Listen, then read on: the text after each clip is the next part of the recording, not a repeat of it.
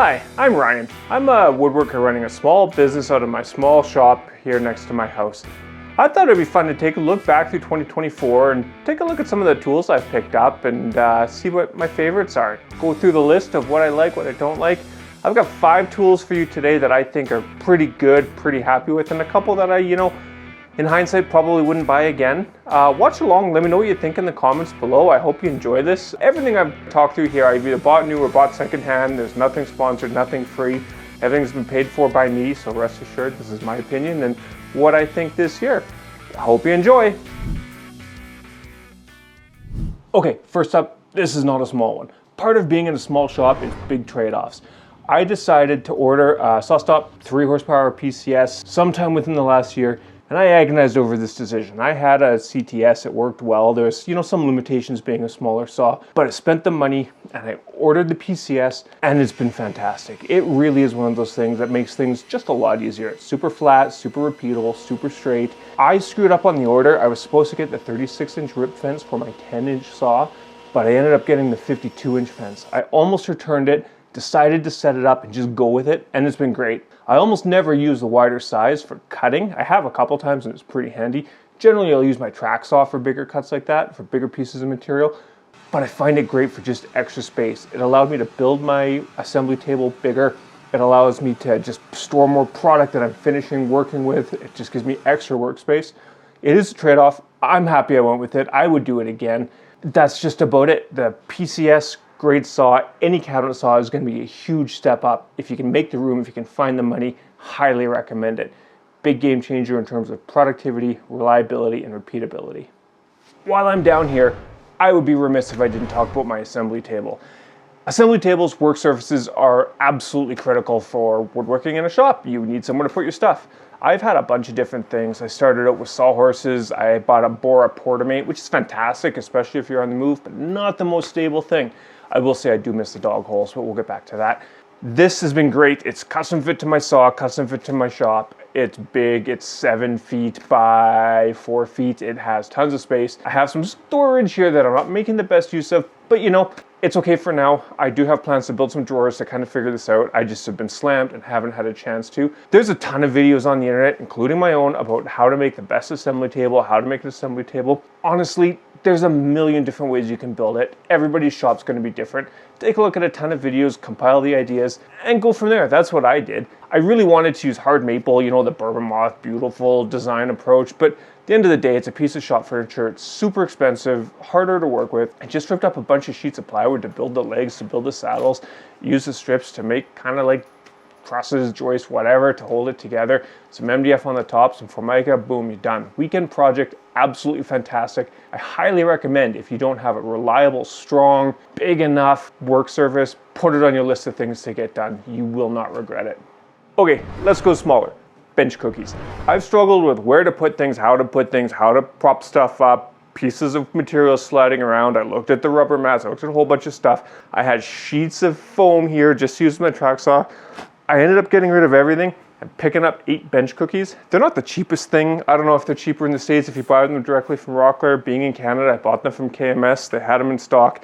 These aren't that old. They've got a lot of wear and tear on them. A few of them have cuts through them, but man, they work great. They hold your material still. They keep it above the work surface. You can position them from just about any size of material. They work fantastic. Highly recommend Rockler bench cookies. Next up, dust collection. Big tools, small shop, big dust collector. Takes up a lot of space, but honestly, I ran PVC ductwork to all my tools. I bought the IVAC Pro system with the automated blast gates, and it's just one less thing to worry about.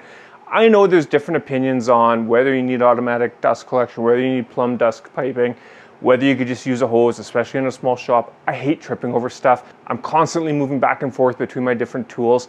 This thing works great, collects most of the dust. It has a 15-gallon bin, which frankly is just too small. It's better than the 5-gallon bucket I was using before with the Dust Deputy, but honestly, yeah, it's too small. I'm gonna have to figure this out. I've got some plans for my Christmas break. I ordered a CNC, comes here next week. Over the holidays, I'm gonna spend some time redesigning where everything goes, find a spot for the CNC, which is gonna be cool, gonna be hard, but yeah, dust collection, automated dust collection, dust piping, Huge quality of life improvement, something I highly recommend. I got a video on it. I'm sure everybody has a video on it. If you are interested in how I set mine up, take a look. I'll link it here, put it in the description, whatever. Just figure out what you need, figure out what works for your budget, your space, and your tools, and get some good dust collection. I know most of you are probably hoping I wouldn't say the word Festool, but unfortunately, I'm gonna say Festool a couple times. Last year, I bought this 5-inch, 125 millimeter, 3 millimeter orbit sander. I thought it was the greatest thing ever. It's a huge step up over what you could buy from Home Depot, kind of the Milwaukee, Bosch, DeWalt, whatever cheaper sanders. Yeah, it's grossly overpriced or highly expensive, depending on how you want to look at it. But good sanders, big difference, especially in the hands. They vibrate like crazy. I gotta say, I think I put this on my tool list for last year. I was wrong. I should have bought this sander. I should have bought it first. I looked at it, it was $100 or so more. I'm like, the other one's a better compromise. The other one's a better deal. No, this thing removes material way faster. This is the 6-inch, 150 mil, 5 millimeter orbit. I don't ever see any swirl marks, any leftover scratches. I sand with this, usually up to 150, 180, depending on the finish I'm using. It's just faster. I don't know what it would be like with the Rotex. I hope I never find out because I don't need any more sanders. But if you're in the position that I was in, you're looking to buy your first real good sander, I don't care if it's Mirka or Festool or the higher end Bosch or 3M or whatever, get the 6-inch, get the 5 millimeter orbit. It just removes material faster. Nobody likes to spend that much time sanding. I guess another tip is if you can find it, 6-inch 3M Cubitron mesh sandpaper removes material faster. Just look at the videos. It's just faster. It's awesome. But yeah, buy the sander. It's great. I highly recommend it. Okay, now let's move on to a few things that I bought this year that I am kind of second guessing. Not to disappoint the Festool haters, we should take a look here into this little bin and see what I've done. This is the Festool OF 1400 EQF router. Is it a great router? Yes. Does it work fantastic? Yes. Is the dust collection great? Yep. Are the accessories good?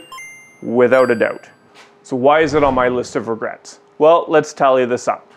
I bought this router, love it. I bought this edge guide, works great. I bought these track rail guides. Yeah, no question, they work really well. And I bought this Festool rail. This is nuts. I'll total it up on the screen here, but I spent well north of $1,000 on a router and a couple of accessories. And yeah, it does all those things well. It really does work great. But honestly, I could have had the Milwaukee router, cordless, with the same accessories, which work with my tracks, for probably half the price. I could have had a Bosch router for probably half of that price. Do they collect dust as well? No. Do they have quite as good of an ecosystem? No. My question for you all is there value in it? My answer is no. I'm not gonna get rid of the router. I've got it. I just wouldn't buy it again. If it comes time to buy a bigger router, am I gonna buy a Festool one? I hope not, but who knows what's gonna happen. Okay, come with me while we check out this last tool that I think was maybe a bit of a mistake. It's a little cramped and a little messy back here. I got a lot of stuff on the go, but here we have my Rikon 12-inch, I think. Yeah, 12-inch drill press. Great drill press, goes super slow, that's perfect. Takes up too much space for a small shop. There's nothing wrong with it inherently. It was $600, which is probably, or 800, I can't remember, whatever. It was expensive compared to what you can get from Wen or others on the old Amazon. I think it was a mistake for me. Like I mentioned, I'm buying a CNC. I'm hoping that I can use that to make some of my bigger holes.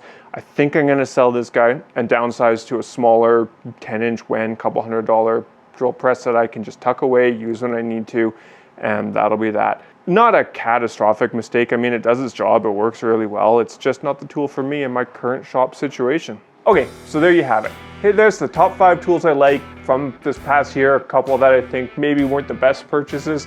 I do have this guy kicking around behind me now. I've had him for 3 weeks. It's a Bamboo Labs P1S printer, 3D printer. I'm not gonna comment on that because it's pretty new in my shop, but oh man, it's pretty cool.